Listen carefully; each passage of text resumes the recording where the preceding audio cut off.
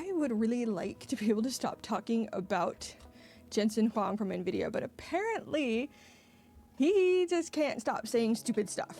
So someone sent me this thread on X, and it opens with Jensen Huang just killed the AI jobs panic, not with a forecast, but with a pattern. And honestly, parts of it are not wrong. But that's the thing about Jensen. He is extremely good at being right about things in ways that also happen to be extremely convenient for his business. And untangling those two things, where the data ends and the marketing begins, I think is genuinely hard. But I also think it's worth doing carefully, because if we just dismiss everything that he says because we don't trust him or don't like him or his stupid shiny jacket, I don't know, we might miss something real. And if we just accept everything that he says because some of it sounds right, we're not doing our jobs as basic critical thinkers. So today, I think we should do some of the work. We're going to be looking at his job claims, his AGI claims, and asking the questions that I'm not seeing people willing to ask. I mean, is Jensen right? What does the data actually say? And why is it so hard to trust someone even when they might be telling the truth? Let's go. All right, so I will put some screenshots of the thread up on the screen here because it's actually pretty long and I don't really want to read the whole thing to you.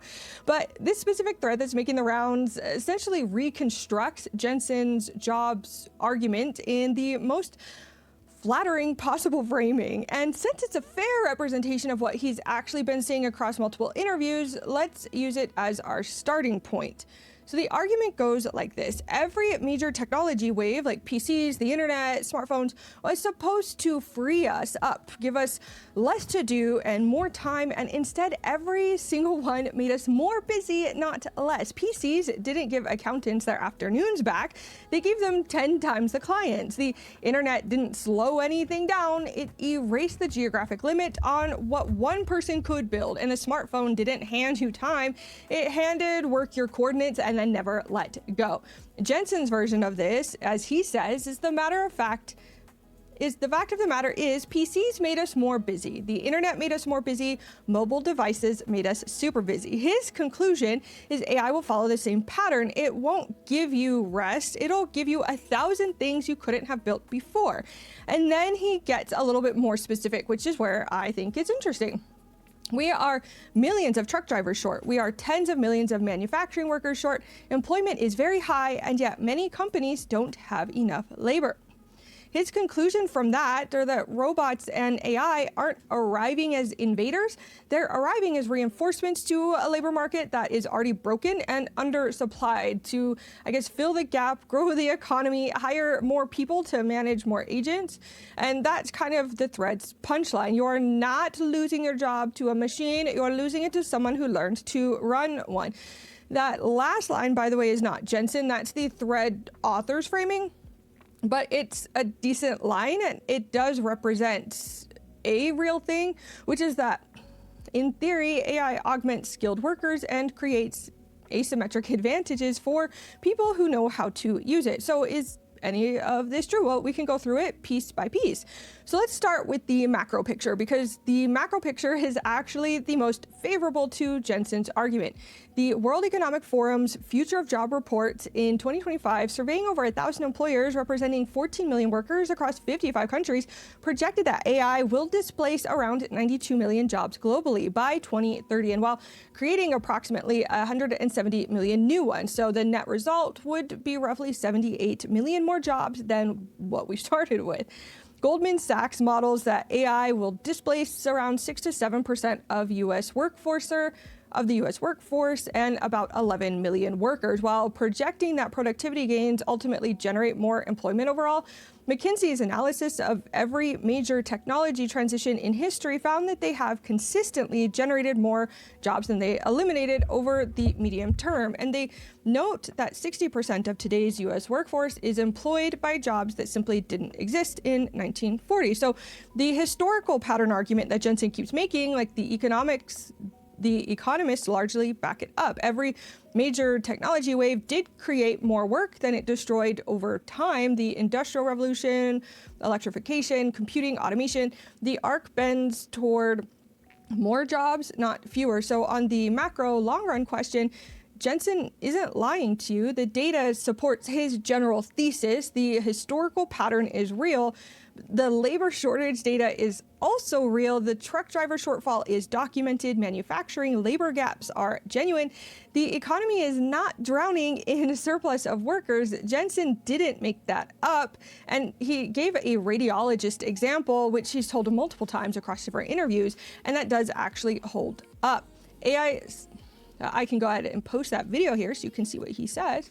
AI-powered imaging took over radiology around 2020, and instead of destroying the field, the number of radiologists grew because AI made each radiologist more capable, enabling more patients to be seen and diagnosed. So fair is fair. The optimistic case that he really wants you to believe is not fabricated, but here's where I need you to stay with me, because the macro is fine, and you specifically are fine. Because the difference between the macro is fine and you specifically are fine are two very different statements. And Jensen is very, very careful to keep those two things blurred. Now, here's the problem with the macro story that's presented. It's true at the level of the entire economy over a 20-year arc, but it's not true at a level of a 34-year-old graphic designer in 2026 whose entry-level contracts just dried up after years of schooling. Those are different questions, and they don't have the same answer. Let's look at what the more granular research actually shows. The Federal Reserve Bank of St. Louis published an analysis tracking unemployment rates against AI exposure across occupations from 2022 to 2025. Their finding was occupations with higher AI exposure experienced larger unemployment rates, and that increased over that period of time. And there's actually a 0.47 correlation coefficient. Computer and mathematical occupations among the most AI exposed saw some of the steepest unemployment rates, like technology. The Federal Reserve Bank of Dallas found something even sharper and more specific. AI isn't crushing experienced workers equally. It is crushing entry-level workers. Young people in AI-exposed fields can't get hired in the first place. Not laid off, just never hired. The job ladder's bottom rung is disappearing, and no one is helping to lift those people up to reach the next one. Like, the industry and the education and the workforce just wasn't prepared for it. And this is the thing that Jensen's framing glosses over. The traditional model of white-collar career development is you take an entry-level job, you do a codifiable task, you slowly accumulate tacit knowledge, and you move up the ladder. AI is eating those entry-level tasks. The ladder still exists, the bottom rung doesn't. And in 2025, 55,000 job cuts were directly and explicitly attributed to AI by the companies doing the cutting. Workday cut 8.5% of its workforce and said it was reallocating resources toward AI Amazon, eliminating 14,000 corporate roles, and citing AI enabling leaner structures. The National Bureau of Economic Research identified approximately 3.9% of U.S. workers, roughly 5 to 6 million people, sitting at the intersection of high AI exposure and low adaptive capacity. These are the workers with the least flexibility to pivot. Routine roles, limited savings, labor markets with fewer alternatives. This is where the real harm concentrates. And JP Morgan's chief economist put it plainly. The discussion about AI taking jobs, or at least good jobs, is generally framed as tomorrow's problem. However, there are some hints that AI may already be taking knowledge worker jobs. So the honest picture is this: at the macro level, over 20 years, Jensen is probably right that we end up with more jobs. At the micro level right now, for specific workers, especially young people, especially knowledge workers in AI-exposed fields, the disruption is measurable. It is happening, and it's ahead of the job creation. And just to talk about, like, we need more truck drivers, well, if you went to school to be a software developer and you have a bachelor's degree in computer science and you can't get a job, or you're 40 years old and 50 years old and now you have to reskill, there's nothing in place. Like how you can't just go from doing that to being a truck driver overnight, and that's not even necessarily a job you should have to take. And then you think, okay, fine, I'm willing to reskill, I'm really willing to go back to school, I'm willing to do all these things. The resources don't exist, and a lot of the jobs, like working at McDonald's because you need to take a job in order to pay the bills while you wait to reskill, those jobs are starting to get automated away too. And I'm all for the automation, I'm all for technology advancement. But we need to try and do it in a way that lifts everyone up. We need to keep in mind that people are going to need to reskill, that people are going to end up not having an industry in some of these cases anymore, and that there's a lot of people that are going to be displaced because of this. There's no plan in place to help these people. The new jobs being created are concentrated in AI infrastructure, data center construction, chip development, AI ops. Like, they're not accessible to the displaced graphic designer or the copywriter or the entry-level coder without significant retraining that may or may not be available to them. That gap between where job destruction is happening and where job creation is happening is the thing Jensen's framing systematically skips pretty consistently too. So this is the question I actually want to pose, because I think it's more important than whether the data agrees with Jensen or not.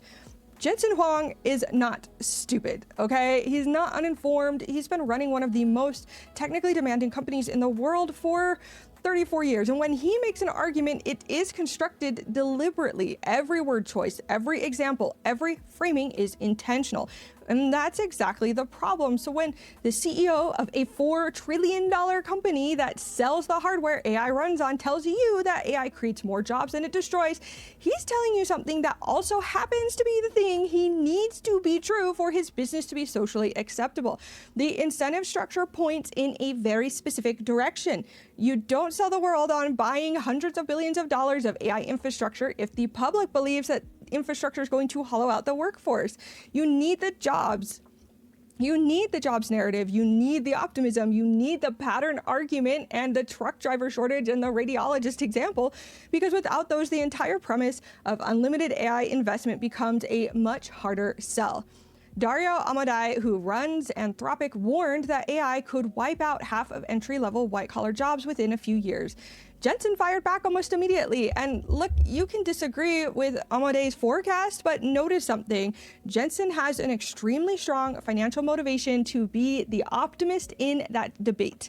Amodei does not have the same motivation. Anthropic isn't selling the GPUs that essentially power the AI.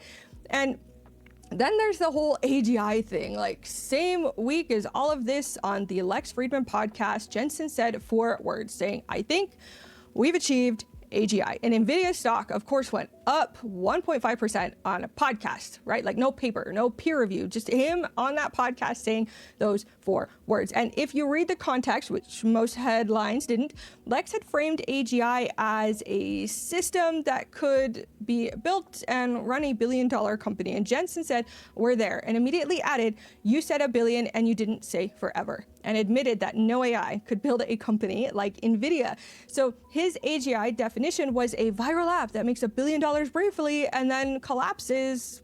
That is not what anyone means when they say AGI. And in 2023, Jensen himself defined AGI as software that could pass professional level human tests and predicted it was 5 years away. He moved the bar down until he could step over it, basically, and then declared victory, and Nvidia went up 1.5 points in the stocks. And that's the pattern that makes it hard to trust him, even when he's saying something real, because every claim exists in the context of a company that benefits from the claim being believed. Silver tongue isn't a lie detector, it's a tool, and the question you always have to ask is, what did the speaker gain if I believe this? The question was asked in those screenshots, is Jensen saying this because it's true or because the alternative narrative is bad for business? And I think the answer is probably both. And that's exactly what makes it complicated. The AI job loss narrative is real, it's growing, and it's getting louder. Companies are citing AI specifically when they do layoffs. Dario Amodei, of all people, the CEO of an AI company, is publicly warning about displacement at scale. The backlash to AI is building in a way that has real commercial implications for everyone in the space, and especially for the company selling 80% of the world's AI training hardware. In that context, Jensen Huang going on every podcast and every interview and every stage to say, actually, AI creates more jobs than it destroys. Here's why, here's the history, here's the labor shortage data, blah, blah, blah, blah, blah. That serves Nvidia's interest, full stop. But, and this is the part I want to be careful about, the argument he's making isn't invented. The historical pattern is real. The macro data supports the net positive jobs thesis over the medium to long term.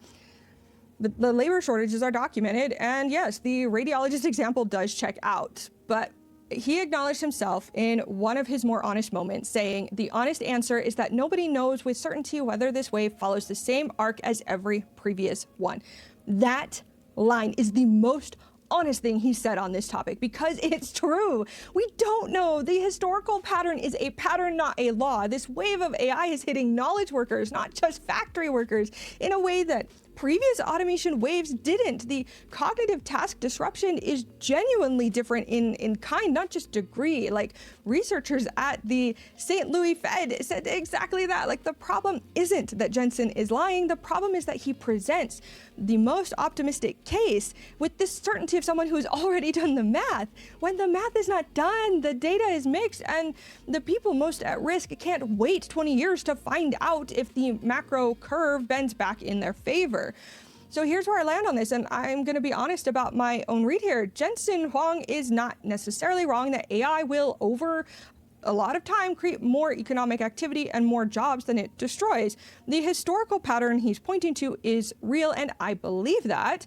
But I also believe that the people getting displaced right now, the entry-level knowledge workers, the young graduates who can't get hired in AI-exposed fields, the 5 to 6 million workers sitting at high AI exposure with no cushion to pivot, like, those people cannot live inside a 20-year economic arc.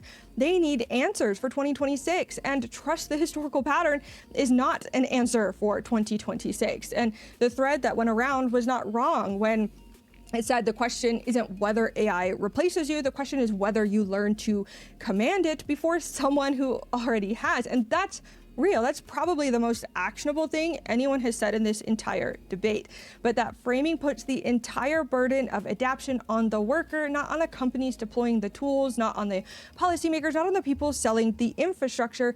And there's nothing in place to even help these people, guide these people. I'm in one of these like high impacted job fields in software development. It's tough right now, and I am just going to try to build my skills to be competitive, but we don't even know right now what that's going to look like.